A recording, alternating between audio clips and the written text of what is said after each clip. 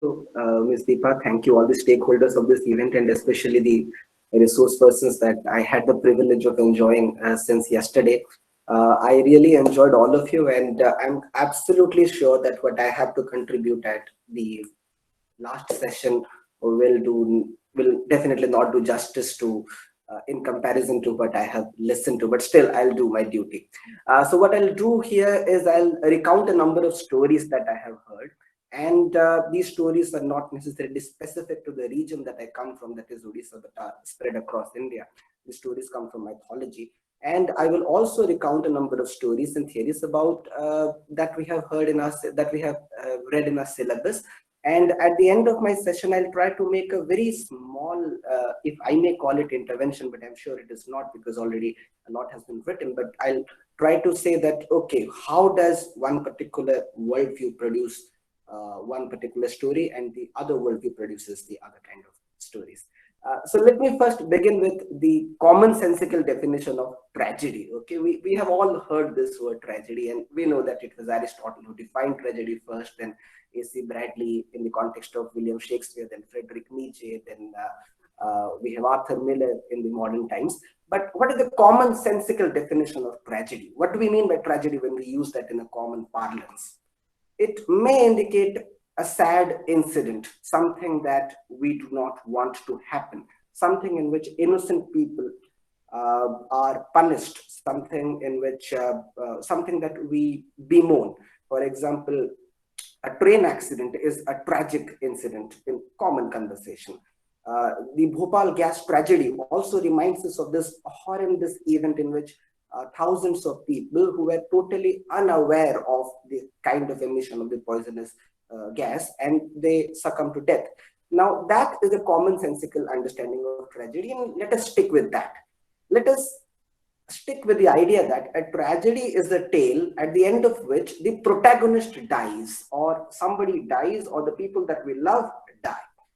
In case that is the definition of tragedy with a number of reservations, the commonsensical definition of tragedy, then let us now analyze one Indian story. Once upon a time, there was a king who was famous in the three realms for his acts of generosity, for his honesty, for his truthfulness. One night, he sees a dream, and in his dream comes a sage, and the sage demands that this generous king abdicate his throne to the sage as a donation. Without a shred of hesitation, the king promises to do so. Miraculously, the next morning, when the king wakes up and goes to his court, he finds the same sage that he had seen in his dream appear in his court in flesh and blood and demand the donation that he had promised in his dream. By now, you know that this is the story of Harishchandra. Now, the versions are different, but the common story pattern that I have heard is this: Harishchandra donates his kingdom. But those of you who are familiar with the Indian concept of charity, the Indian concept of Dan, would know that Dan is not a single entity unless it is supplemented with something called dakshina, a surplus donation, right? Having donated his entire kingdom, all the wealth that he possessed, Harishchandra has nothing more to give in order to complete his dan or complete his charity. So what he does is he has the possession of himself, his wife, and his son. He sells himself, his wife, and his son Rohit to the highest bidders, and the wealth that he obtains from that, he gives that as the dakshina to the demanding sage Vishwamitra. Now, let us flash forward a couple of scenes. Now we see Harishchandra as a guard in a funeral ground, and to him comes his wife, long estranged wife, Sabya. She is destitute now. On her lap is a son who is dead, and he is Rohit. Sabya demands that Rohit be given the funeral ceremony in that cremation ground, but the honest Harishchandra, the guard of that particular funeral ground, refuses to do so unless he gets some kind of a remuneration even for the cremation of his own son, which Sabya somehow manages to do. Now, we have a scene in which a father is setting fire to the funeral pyre of his own son in front of his estranged wife. Had the play ended right there, we might have called it a tragedy, with a degree of reservation, with some degree of conviction. Of course, then we would not have been absolutely correct, but yet, based on a commonsensical definition of tragedy, which flouts the rules that Aristotle has said, A.C. Bradley has said, we might have still called it a tragedy, that okay, it is a story that ends sadly. But it does not end there. We know what happens. By a theatrical tool that we call Deus Ex Machina, a celestial being appears and restores the kingdom back to Harishchandra. Harishchandra gets back his wife, his son comes back to life, and he is also offered to go to heaven, which he refuses.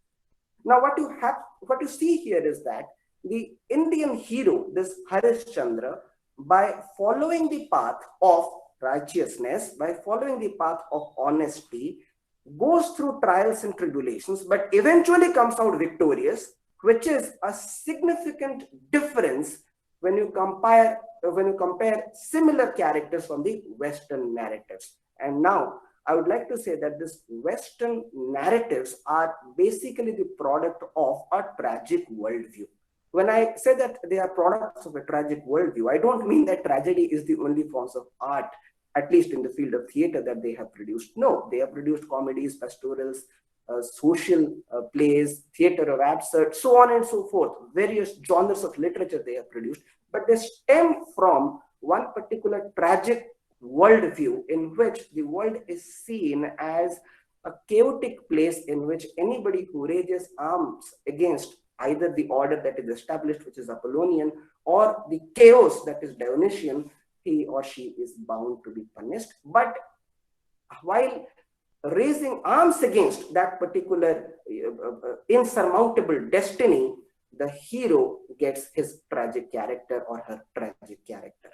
Now, I'll explain that with context of the famous stories of the West that we have read, which are regarded as tragedy. The tragic worldview created a stage for the creation of such stories. Now, Aristotle's definition of tragedy, of course, begins with the famous statement that it is an imitation of an action that is serious and complete. The word serious will definitely be correct with reference to the place that we have read in the Greco-Roman period. But if you look at the Shakespearean tragedies, then he transgresses that particular idea. For example, when Hamlet kills Polonius and he is dragged in front of his uncle, who is also the king, and his uncle questions him, okay, Hamlet, where is Polonius? In that kind of climax, extremely serious scene, Hamlet responds to the joke that Polonius is at supper. Then he's asked, so you mean that he's eating? Hamlet says, no, he's at a place where he is being eaten. You see that the Shakespearean plays involve scenes which diffuse the tension of seriousness that we perhaps find in the Greco-Roman plays. So, okay, seriousness is not necessarily a trait that we find in all the tragedies that are written in the West. Purgation is one particular factor which is regarded as the telos of tragedy or the end of tragedy by Aristotle. Now, how does one get purgation? We know that purgation is the English translation of or replacement of the word catharsis, the Greek catharsis. We do not have the actual sense of the word Greek catharsis, but purgation has been understood in the sense of therapeutic value, the sense of spiritual value, and the sense of, it comes from a chemical jargon. If we understand the layers of meaning of purgation, then we might find some clue as to understand the Western worldview. Now, one gets a therapeutic treatment by the exaltation of the twin emotions, pity and fear, by witnessing the fall of a tragic character. By identification, we fear. By sympathizing, we pity. Right. Now, that will lead us perhaps to the cleansing of our own soul.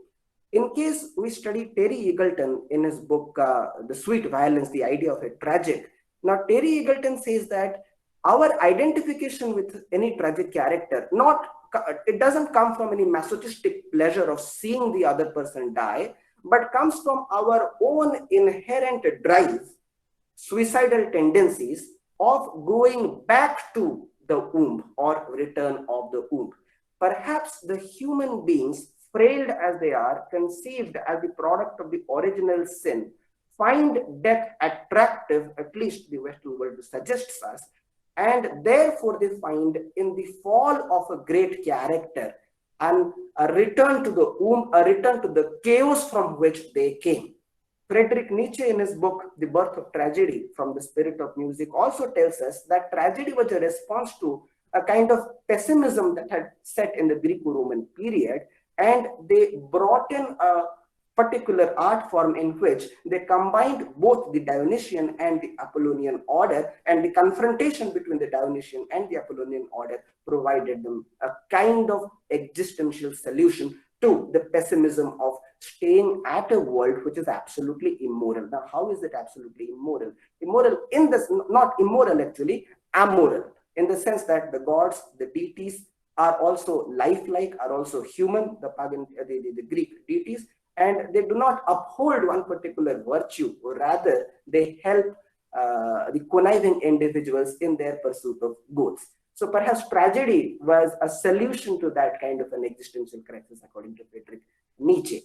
Now we can also understand this catharsis in terms of its chemical value, in the sense that one particular emotion, one particular baser chemical is erupted, so the metal becomes clear, our body becomes cleansed after we cry. Perhaps it was in that sense that Aldous Huxley uses the term that tragedy is a chemically pure form of art, when he says that tragedy filters only the sad emotions, only the grim emotions, only the pathetic elements of society, and presents that in one particular story form.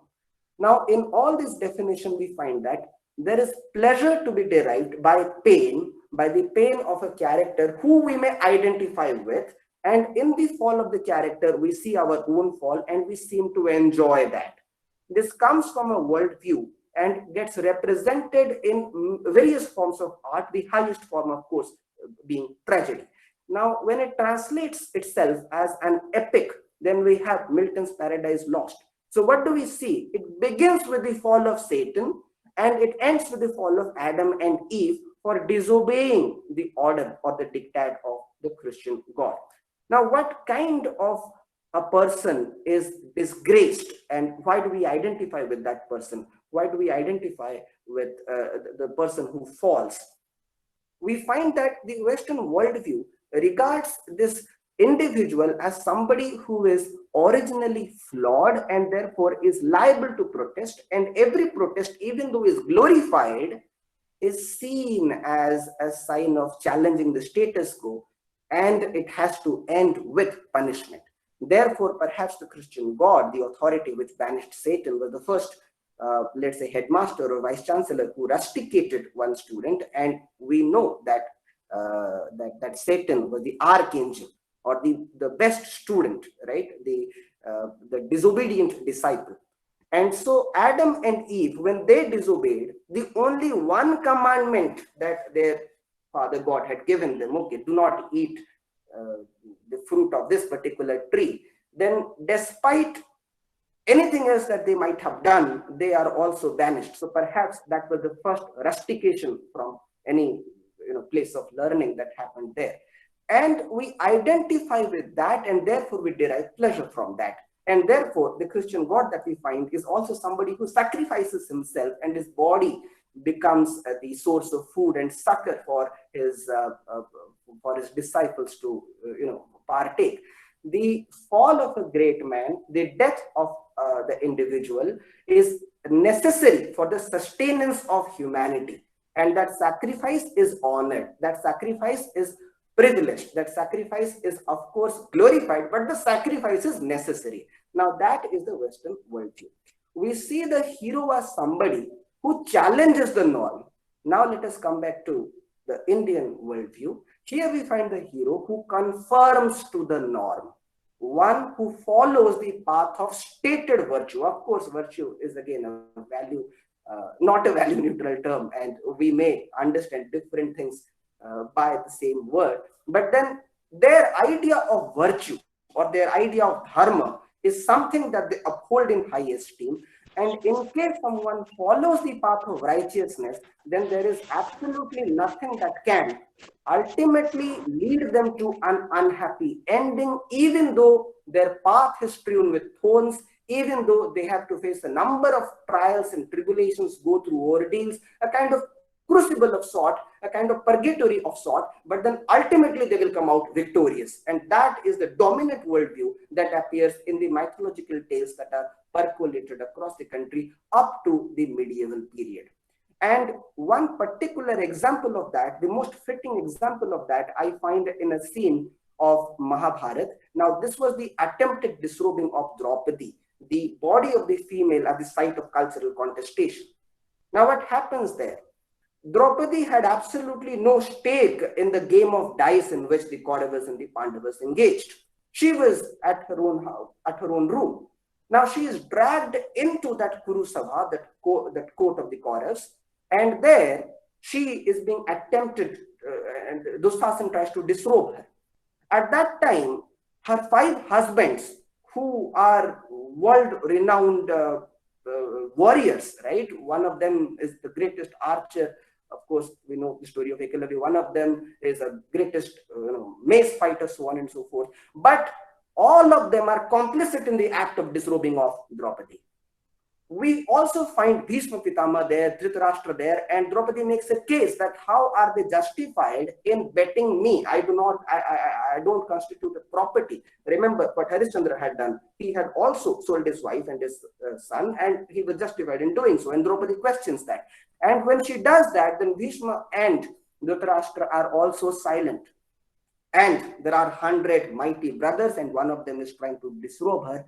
And in that particular moment, destitute from all kinds of hope, at least from the physical senses that she could perceive, she leaves herself absolutely to the mercy of God.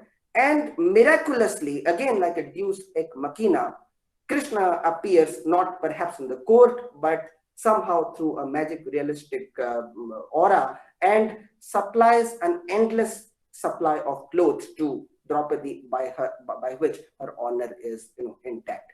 Now you see that in the very conformity of Draupadi to the final power of that celestial being, which will, no matter what, safeguard its subjects, lies the optimism or the robust optimism that the Indian stories have, which do not allow tragedies to be possible in the Indian subcontinent.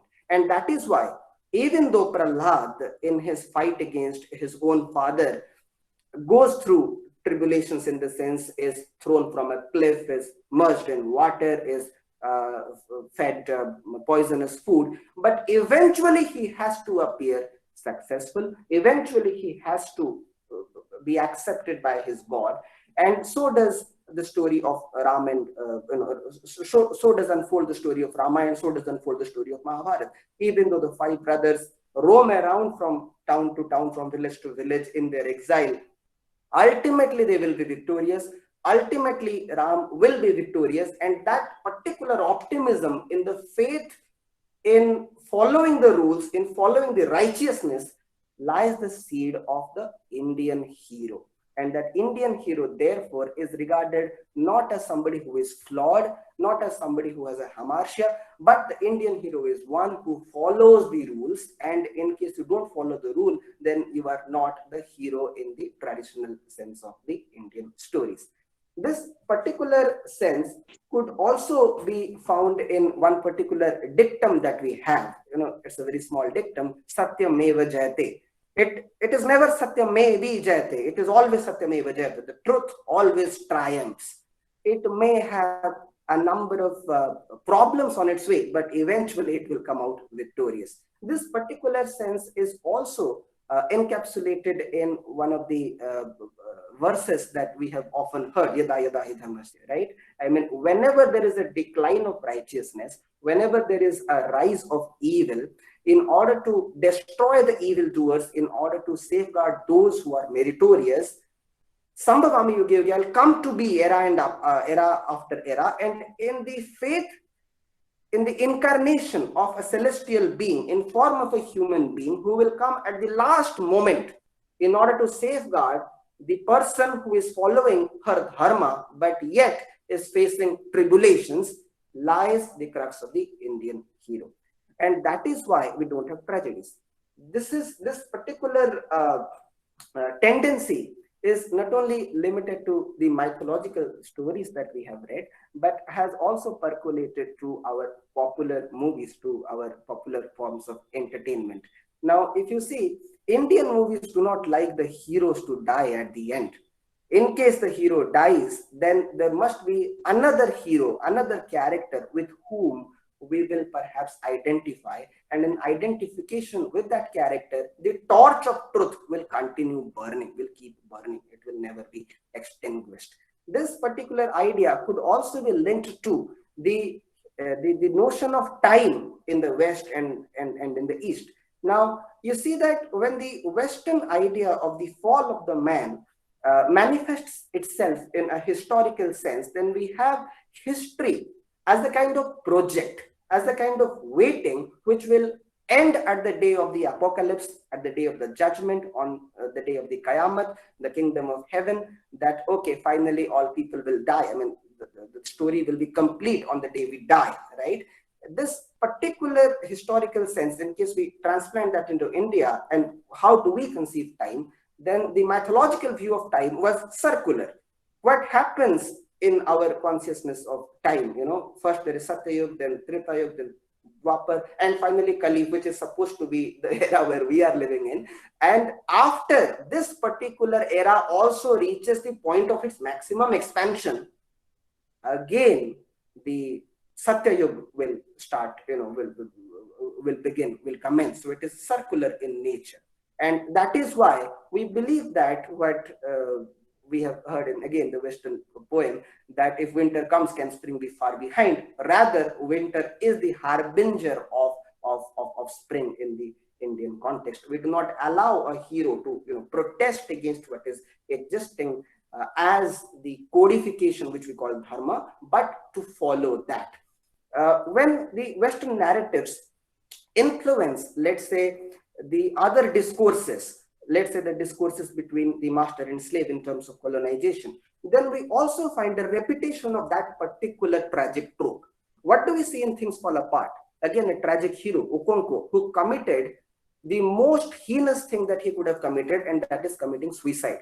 By committing suicide, of course, we know the trials that he went through. He also flouts a norm to such an extent that the people of his community are not allowed to take his body back from the tree he was hanging from.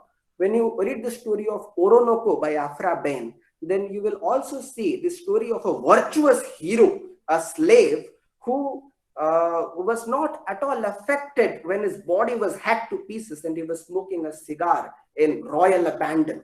When we see the story of Virginia Woolf's Mrs. Dalloway again, we find that somebody has to die, either Mrs. Dalloway herself or Septimus Smith. And in the death of Septimus Smith, in the death of Christ, we find the fulfillment of our own desire to die, and that death is necessary for the body, for humanity to survive era after era.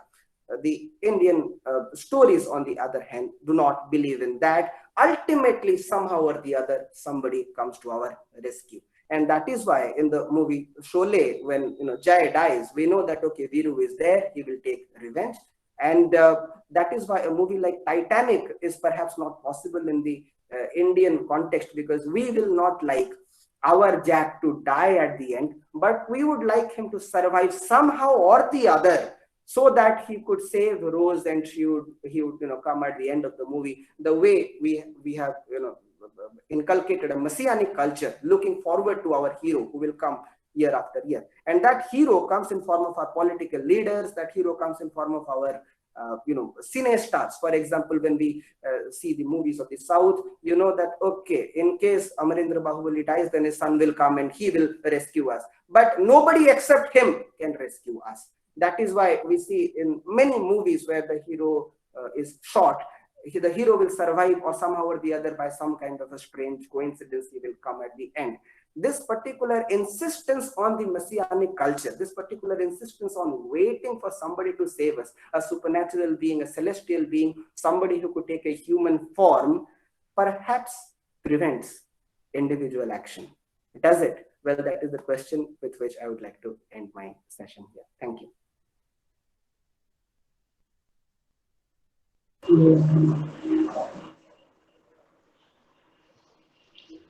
Hello. Yes. Yeah. Thank you for your extraordinary lecture on. I mean, you have taken totally.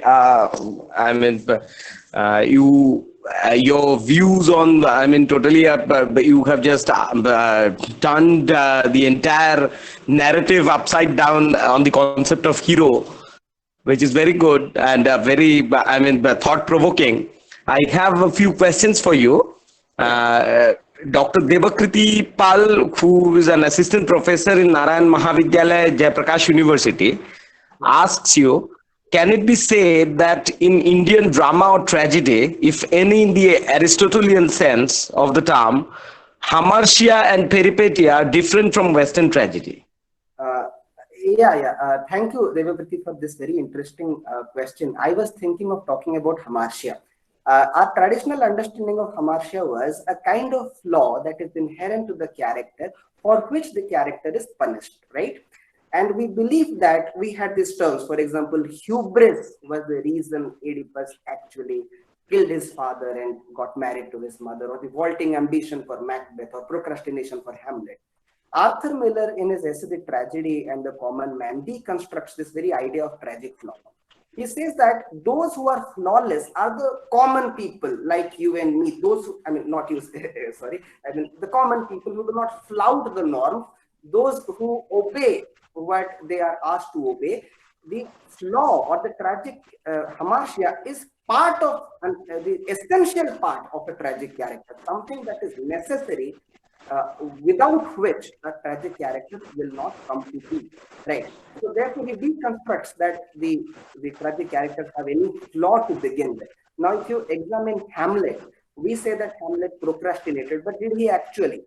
What was he to do? To believe in what a ghost said and kill his mother and his uncle, or to experiment with truth? And he did experiment. And the moment he realized that yes, the ghost was talking the truth, he went swiftly to kill his father, to kill his uncle. And the moment he saw him kneeling, he realized that if I kill him now, then this person will go to heaven and my father will land. And that is why his problem was not procrastination. Rather, Hamlet reacted. So, in case we see the tragic characters, then we will not find that they are, suffering from a kind of flaw, but they are bound to be the way they were, the bound to be the way they were.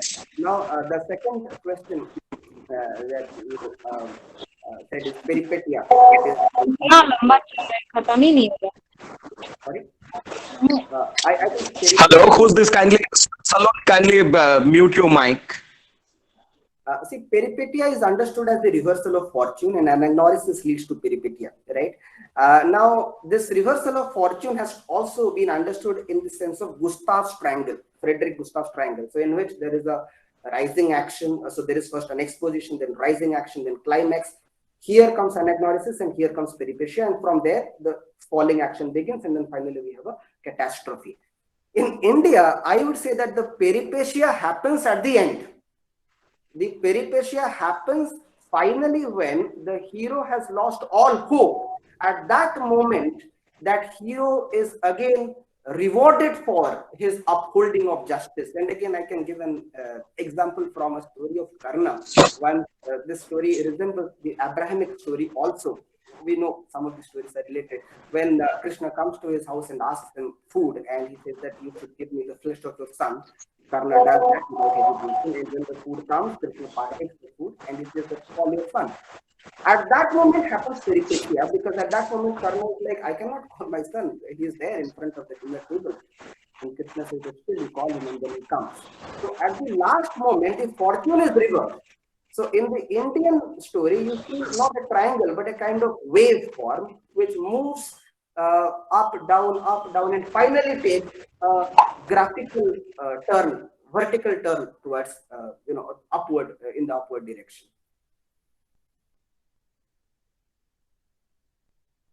I hope that is a response, not an answer at all to your question, but that's all I could say. Okay, thank you. We have another question from Gunjan Chaturvedi. She asks, does the speaker see any similarities between the concept of catharsis and the concept of rasa of Sanskrit aesthetics? Yeah, I do. See, catharsis is, as I said, the feeling that we enjoy when we identify with a character. And when we identify with a character, then we fear what will happen, or when we sympathize with the character, right? We don't identify, but we look at them with pity. For example, when you are watching a horror movie and then you are afraid, then why are you afraid? Because you identify with the person who is walking in the dead of night. Now, a tragedy, and I'm talking in specific context of tragedy. There are other places which provide us other rasas, but a tragedy gives us two rasas: pity and fear, bhaya and karuna. In the Indian panoramic theory of rasa, we have 8 rasas. Then later we have the addition of another rasa. So Sringara, Hasya, Karuna, Raudra, Vira, Bhayanaka, Vibhatsa, Adbhuta, Santa, Navarasa, Iti Vacha. And we find that a complete story of India gives you a kind of Indian thali, which gives you some moments of pleasure, some moments of sadness, some moments of humor, some moments of Sringar. So therefore, if you look at the Abhigyam Shakuntalam as one of the greatest, not tragedy, but nataks that we have, then you will see that it begins with Sringar Rasa, right? When you have the Bhava, Vibhava, Anubhava that are required for that particular rasa arousal. And you see that there is a particular bee that is creating problem for Shakuntala. So there somebody comes to rescue Shakuntala. So that is a Sringar Rasa. And then when Shakuntala is lost in the thought of Dushyant, then you find Karuna Rasa. And then you find Krodha Rasa or Rodra Rasa when she goes there, confronts Dushyant that, okay, you have done this to me and now you have forgotten. And ultimately there is Santa Rasa when there is reconciliation and the peripetia comes there. So you see that a tragedy, the Western genre, gives us only 2 rasas. An Indian complete theater, an Indian complete natak might provide us all the 8 rasas together. Some may be the dominant, some may not be the predominant one. For example, we have a particular story which gives us Vibhatsa rasa. We enjoy the blood, the gore. What is that scene where Hiranyakashipu's body is torn apart by the fingernails of a semi-human, semi-bestial creature? Then we enjoy that bestiality as well, don't we? And then we enjoy the sense of disgust, the place where Draupadi bathes her hair with the blood. In the Western spectacles, it came later, but in the Aristotelian sense, all these scenes were supposed to happen backstage. So when Agamemnon is stabbed, then he is stabbed backstage, not on the stage, right? Because we do not want to show the disgusting scenes on the stage in the Greek time. Okay. Similarly, when Oedipus blinds himself, he blinds himself backstage, then he comes out with blood flowing from his eyes. Jocasta kills herself again backstage. We are reported action. So the sense of disgust or Vibhatsa rasa, that is something that we enjoy in India, in dirt, something that the West did not enjoy in the Greek time. Shakespeare, though, brought some elements in which all the characters were killed at the end, but that also became heroic, not disgusting. Yes, so that's what I have to say, that the complete theater in India would provide all the rasas. Therefore, it cannot be called either a tragedy or a comedy. It will have all the rasas together. Thank you. We have another question from Priyam Francis, Assistant Professor, B.R. Ambedkar University, Bihar. Her question is, do you think the conformism that is ingrained in the Indian myths and worldview also influence the way we respond to activism and civil society? I totally agree with you, Priyam. The conformism that is ingrained. I totally agree with you, Priyam. I totally agree with you. But I have some reservations. I haven't found evidences to the contrary. You can prove me wrong in case it contradicts your own statement, but I agree with you.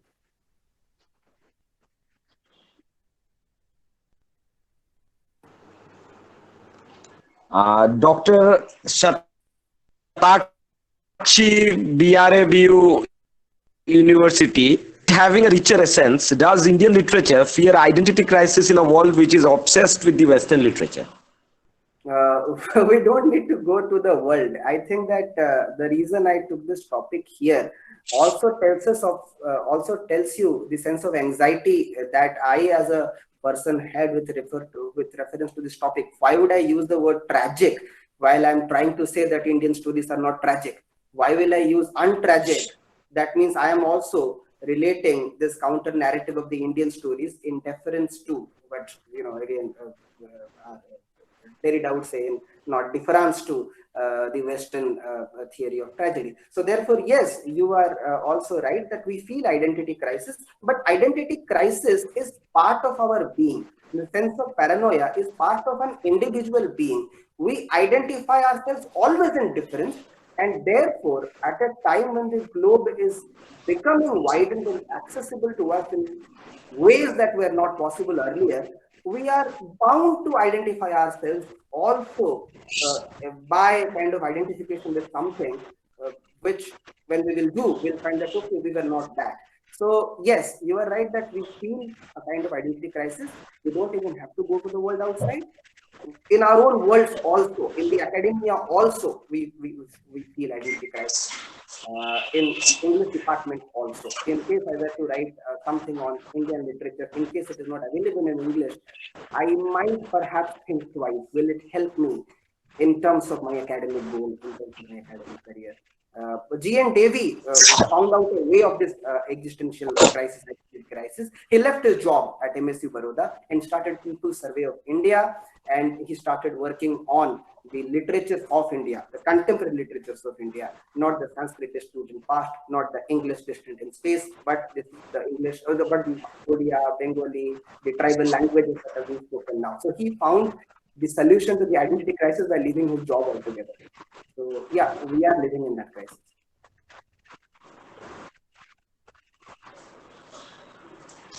Thank you, Dr. Umesh Patra sir, for your enriching lecture and answering all those questions thereafter. Thank you very much. We have already come to the fag end of this series, this two-day webinar. I would now request